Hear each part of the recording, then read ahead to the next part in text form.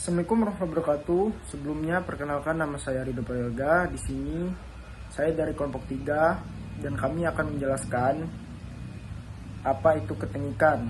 Sebelumnya saya akan memperkenalkan rekan-rekan saya. Di sini ada Tria, Nopta, Zahra, Syasya, Najwa, dan Zahra. Dan selanjutnya akan dijelaskan oleh rekan-rekan saya. Untuk yang selanjutnya yaitu apa itu ketengian? Definisi secara singkat, ketengian adalah perubahan kimia yang bikin makanan, terutama lemak dan minyak, jadi bau dan rasanya pun berubah, dan kualitas lemak dan minyak tersebut akan turun. Nah, untuk jenis ketengian itu ada 3, yaitu oksidatif, hidrolitik, dan enzimatik. Secara singkatnya, ketengian ini bisa terjadi karena oksidasi lemak, pemecahan ester, atau terjadinya mikroba ataupun enzim. Yang selanjutnya yaitu reaksi kimia di balik ketengian.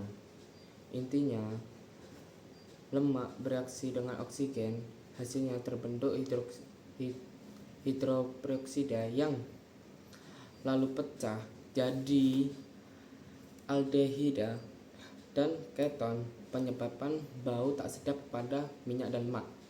Untuk opsi pertama yaitu inisiasi, ikatan CH pada asam lemak putus dan terbentuk radikal bebas. Nah, yang kedua yaitu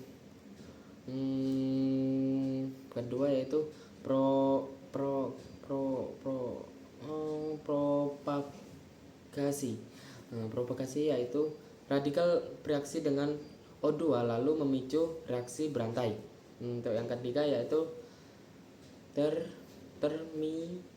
terminasi. Nah, terminasi yaitu radikal bergabung jadi senyawa stabil, tapi bisa tetap meninggalkan bau khas ketengian.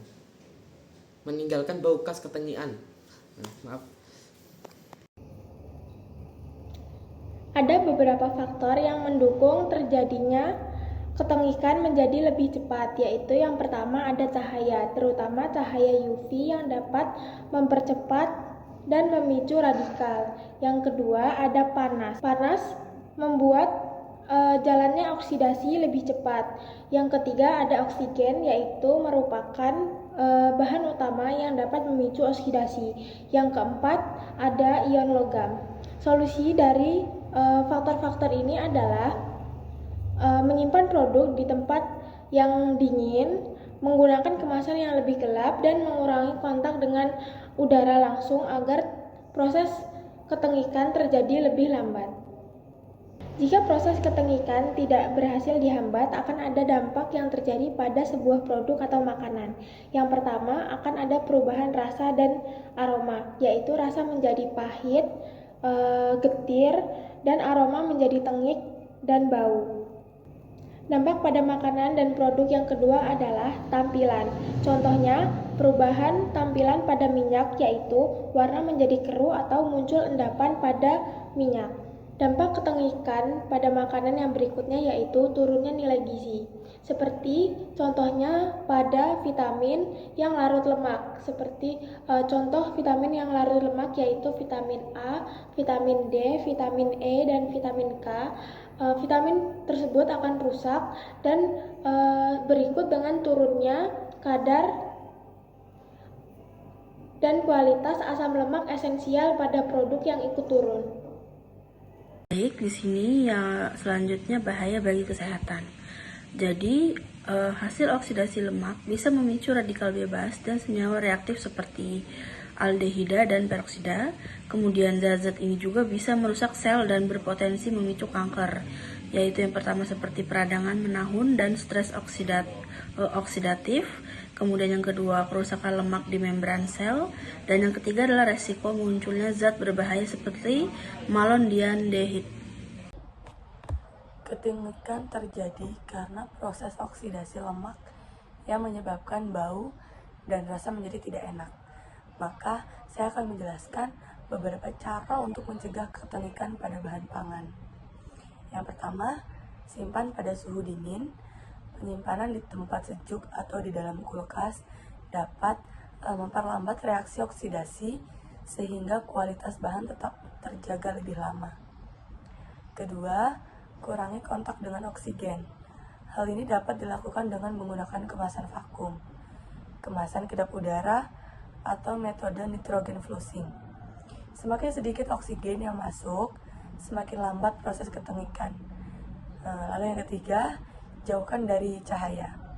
Paparan cahaya, terutama sinar matahari langsung, dapat mempercepat oksidasi. Oleh karena itu, sebaiknya gunakan kemasan berwarna gelap atau simpan di tempat yang tertutup. Lalu yang keempat, hindari kontak dengan logam. Beberapa jenis logam dapat mempercepat reaksi oksidasi. Karena itu, gunakan wadah yang sesuai dan pastikan peralatan penyimpanan tetap bersih. Jadi pengendalian suhu, oksigen, cahaya, dan jenis wadah penyimpanan merupakan cara yang efektif untuk memperlambat ketengikan dan menjaga mutu pangan. Selain penyimpanan yang baik, ketengikan juga dapat dicegah menggunakan antioksidan. Antioksidan bekerja dengan menghambat proses oksidasi, yaitu dengan cara menetralkan radikal bebas atau menghentikan reaksi berantai yang menyebabkan kerusakan lemak. Antioksidan dibagi menjadi dua jenis. Yang pertama, antioksidan alami seperti vitamin E atau tocopherol, vitamin C atau asam askorbat, serta polifenol yang banyak terdapat pada buah, sayuran, dan tanaman. Lalu yang kedua, ada antioksidan sintetis seperti BHT dan BHA. Antioksidan ini cukup efektif digunakan dalam industri pangan, tetapi penggunaannya harus sesuai dengan batas yang telah ditetapkan agar tetap aman. Dengan mengkombinasikan penggunaan antioksidan dan teknik penyimpanan yang tepat, umur simpan produk dapat diperpanjang, serta kualitas rasa, aroma, dan nilai gizinya tetap terjaga. Inovasi pertama adalah kemasan aktif. Kemasan ini tidak hanya melindungi produk, tetapi juga dapat menyerap oksigen, melepaskan antioksidan, atau mengendalikan gas etilen. Dengan begitu, proses oksidasi dapat diperlambat sehingga umur simpan makanan menjadi lebih lama. Inovasi kedua yaitu pelapis edible atau edible coating. Pelapis ini merupakan lapisan tipis yang aman dikonsumsi dan diaplikasikan langsung pada permukaan makanan. Selain mengurangi kontak dengan oksigen, pelapis ini juga dapat membawa antioksidan sehingga membantu menjaga kesegaran dan memperlambat ketengikan. Inovasi ketiga adalah nanoteknologi dan biopreservatif. Nanoteknologi memungkinkan pelapisan antioksidan atau senyawa aktif secara perlahan sehingga perlindungan terhadap oksidasi berlangsung lebih lama.